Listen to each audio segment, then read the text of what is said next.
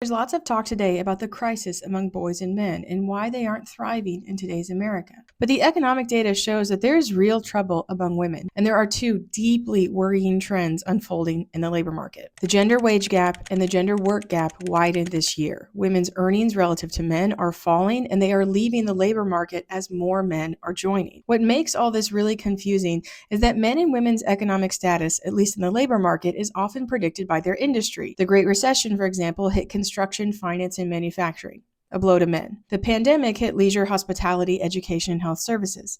A blow to women. But these quote-unquote women industries have accounted for the lion's share of job growth over the past year, even while the quote-unquote men industries have stagnated or lost jobs. So how is it that women are working less and earning less, even as traditionally female industries are growing? We don't know why. There are lots of candidates to explain, but they all have some kind of caveat that prevents them from being the answer. Childcare prices, for example, have been rising much faster than prices overall, which could push women out of work.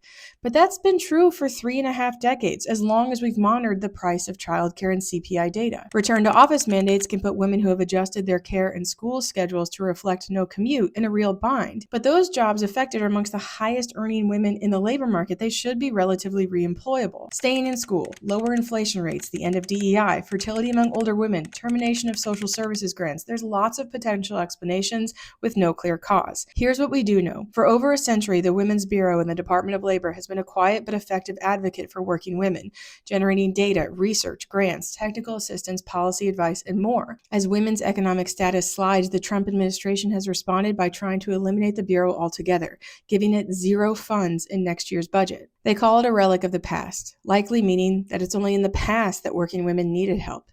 But given these trends, it's easier to see the darker meaning, that it's only in the past that working women got help.